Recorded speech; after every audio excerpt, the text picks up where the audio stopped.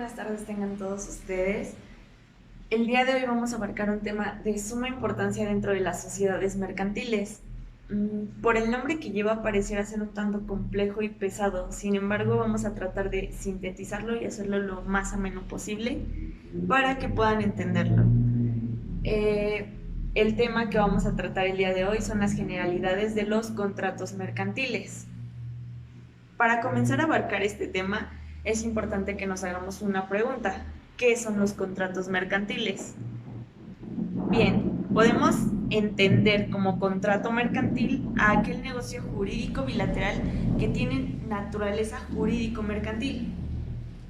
Esto no es más que un acuerdo de voluntades entre dos o más personas para producir o transferir derechos y obligaciones. Para que un contrato adquiera naturaleza mercantil es necesario que éste se refiera a actos de comercio. Bien, posteriormente a este tema tenemos la ilicitud de las convenciones mercantiles. La convención mercantil va a ser ese acuerdo que hay entre las personas para crear el contrato. Podemos imaginarnos de qué trata este tema, ya que no es muy difícil saber qué es ilicitud. La ilicitud se va a referir a todo aquello que va en contra de la ley o las leyes, de aquellas normas jurídicas. Entonces, la ilicitud de estas convenciones mercantiles se va a dar cuando exista algún acto dentro de estas sociedades mercantiles que vaya en contra de la ley.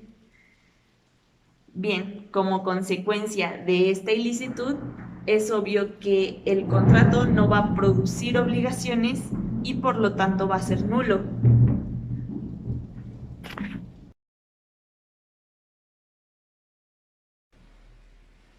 Ahora bien, veremos qué es la validez de los contratos. Esta obviamente se da por la voluntad de las partes. La voluntad de las partes se va a interpretar. Para esto existen dos teorías, la teoría de la voluntad interna y la teoría de la voluntad declarada. La teoría de la voluntad interna no es más que esa interpretación que va a intentar desentrañar qué es lo que quiso plasmar en el contrato una de las partes, otorgando su voluntad. Esta va a buscar más significado del que está dentro del contrato, y la teoría de la voluntad declarada simplemente se va a basar en lo que estipula el contrato, en lo que esa parte dio a entender en el contrato, mejor dicho, lo que está escrito o plasmado. Ahora bien, para esta materia es importante tener claro que existe una supletoriedad de la ley. La supletoriedad de la ley se va a dar cuando una ley no es suficiente o no abarca todo lo que necesita ese contrato. La supletoriedad se va a dar con el Código Civil Federal y el Código de Comercio. Sabemos que existe también la Ley General de Sociedades Mercantiles. Esta es la ley principal que se va a ocupar dentro de estos contratos. Sin embargo, si esta no abarca todo lo que se necesita para crear ese contrato, para, para poder llenar esos espacios, se va a usar en su lugar el Código de Comercio y el Código Civil Federal.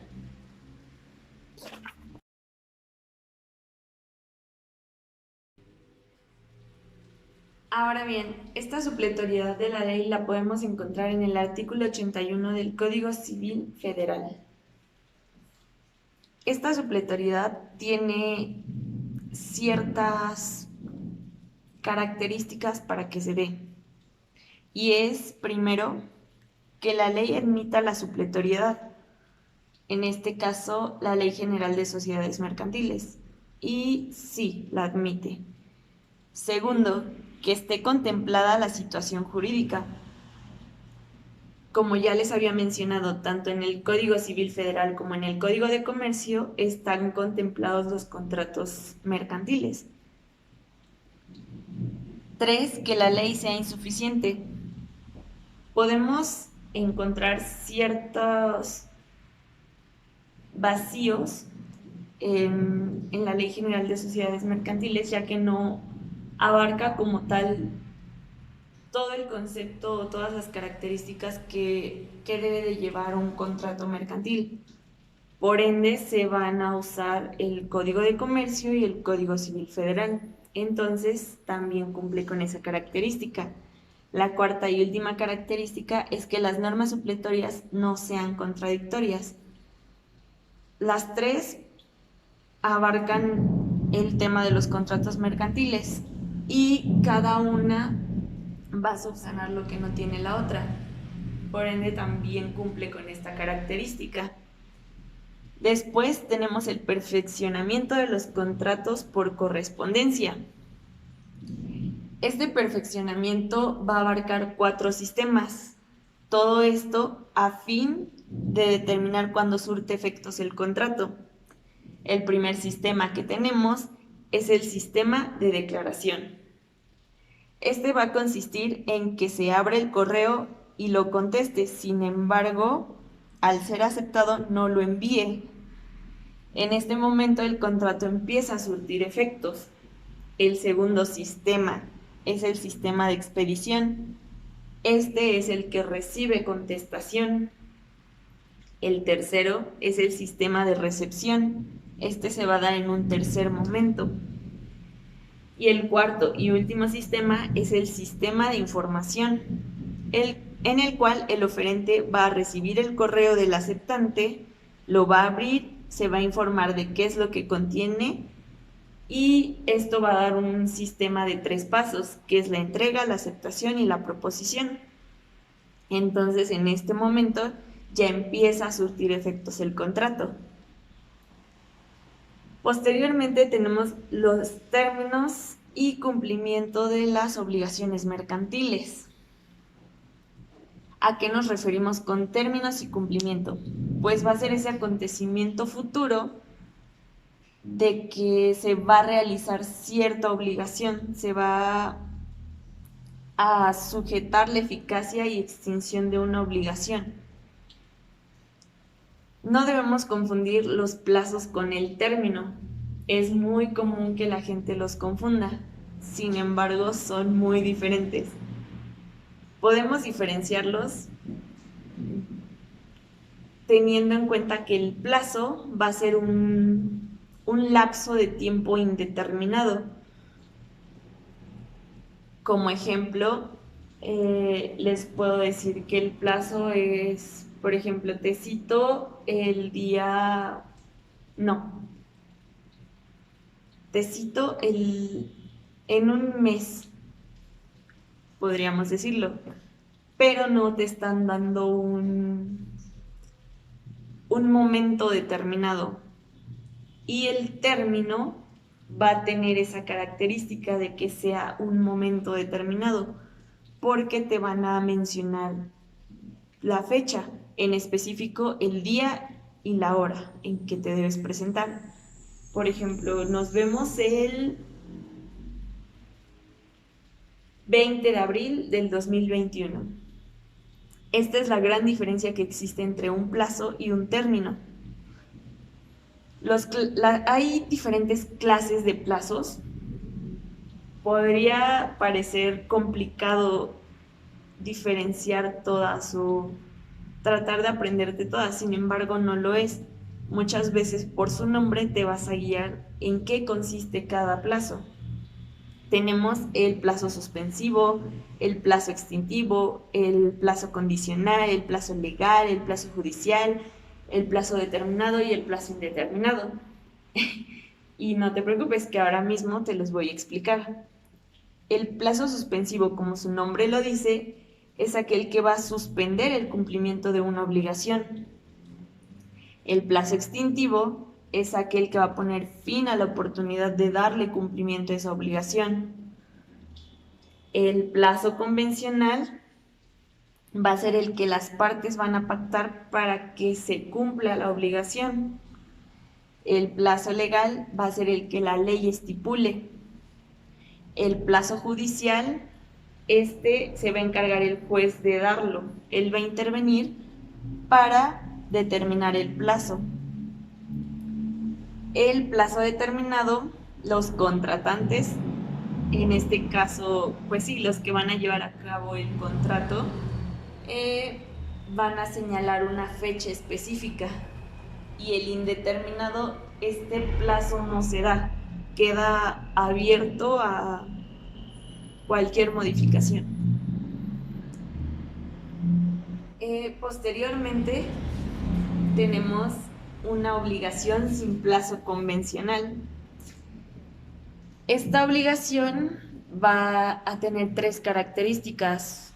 1, que va a ser exigible a los 10 días después de contraerla.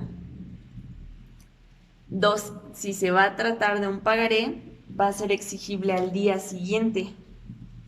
Y 3, si es una obligación de dar, va a ser a los 30 días siguientes. Tenemos otro plazo, que es el plazo de gracia. Este va a ser un término de favor señalado para el cumplimiento de una obligación vencida. Eso es una palabra clave para poder aprenderte este concepto. Va a ser a favor de una obligación vencida. Esta va a ser concedida por el juez en la sentencia del deudor. El deudor debe confesar expresamente la demanda instaurada en su contra. Ahora bien, para que se pueda dar este plazo de gracia, deben existir 3 requisitos. Algunos ya se mencionan en el concepto, pero los vamos a recalcar porque es muy importante. Debe haber la existencia de una demanda, el deudor se debe allanar a esa demanda y la obligación se debe encontrar garantizada. Esto es como una oportunidad que el juez da al deudor de pagar una obligación, bueno, de llevar a cabo una obligación que ya debió ser realizada. Sin embargo, el juez da esta oportunidad porque hay una certeza de que el deudor la puede cumplir. También dentro de este proceso se puede incurrir en mora.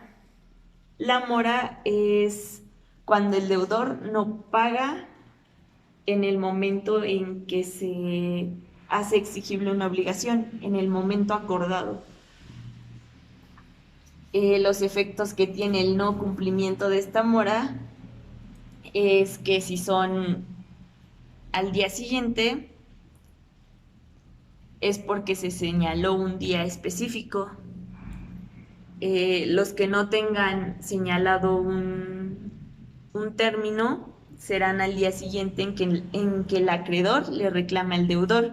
Esto lo podemos encontrar en el artículo 85 del Código de Comercio.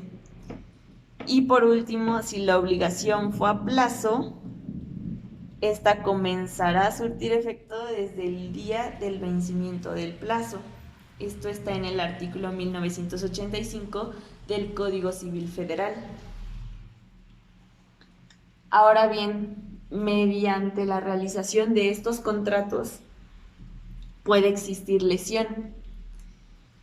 En muchas clases de derecho hemos visto qué es la lesión, sin embargo, para los que aún no están muy familiarizados con el término, se los voy a explicar. La lesión va a ser ese aprovechamiento de una de las partes para adquirir ventaja. Es una desproporción de las prestaciones. Y los elementos de estas va a ser subjetivo y objetivo. El objetivo va a ser esa desproporción de las prestaciones y el subjetivo va a ser la situación de desventaja. Eso nos va a ayudar a ubicar muy bien qué es una lesión dentro de un contrato. Ahora bien, también dentro de estos contratos se pueden estipular cláusulas penales. Y estas cláusulas penales a veces nos pueden confundir por la partecita que dice penal y podemos creer que tiene que ver exactamente con la materia penal, sin embargo no es así. Es una, un, un acuerdo o un convenio que se va a estipular dentro del contrato de que si alguna de las partes incumple con algo estipulado dentro de ese contrato o no cumple en determinado tiempo alguna obligación, este va a ser acreedor a una sanción. Esta sanción va a referirse más que nada a una indemnización, a un pago, a una reparación. La característica, bueno, existen varias características que contempla esta cláusula penal. Esta cláusula penal es convencional, ya que es necesario acordarla. Va a ser accesoria, ya que esta puede llegar a anular el contrato. También es limitada, ya que no puede exceder la obligación inicial. Si la obligación tiene un determinado valor, esta no puede exceder ese valor. También es disyuntiva, ya que quedará extinguido con el incumplimiento. Proporcional y equitativa, ya que se modificará en proporción al cumplimiento. Esto normalmente lo podemos encontrar dentro del Código Civil. También va a ser pecuniaria, ya que es una prestación en dinero, como les mencionaba. Si la obligación tiene cierto valor, la cláusula penal va a entrar como un medio de reparación. Vas a tener que resarcir ese daño de forma monetaria. También dentro de esta figura del contrato mercantil existe la prescripción, que en este caso es una prescripción negativa. Esta va a surtir efecto a partir del día en que la acción pudo ser legalmente ejercitada y no fue así.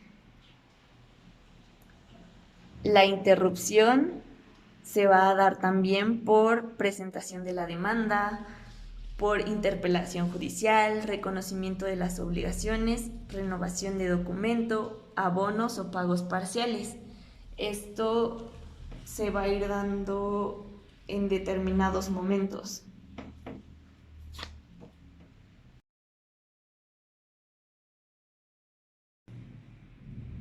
Por último, dentro de este tema tenemos 3 diferentes plazos. Uno que va a constar de 1 año, el otro de 5 años y el último de 10 años.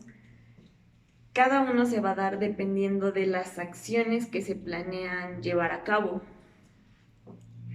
En el plazo de 1 año tenemos como característica las acciones que los mercaderes van a realizar por ventas hechas al fiado. El segundo es por acciones de los dependientes de comercio por sus sueldos. El tercero, acciones que tengan por objeto exigir la responsabilidad por agentes de bolsa o corredores de comercio. Y el cuarto y último son acciones nacidas de servicios, obras, provisiones o suministros de efectos para construir o reparar los buques o mantener la tripulación. Después tenemos el plazo de 5 años que se va a llevar a cabo por acciones derivadas del contrato de sociedad, derechos y obligaciones de la sociedad para con los socios, derechos y obligaciones de los socios para con la sociedad y de los socios entre sí, y por acciones contra las liquidaciones de la sociedad.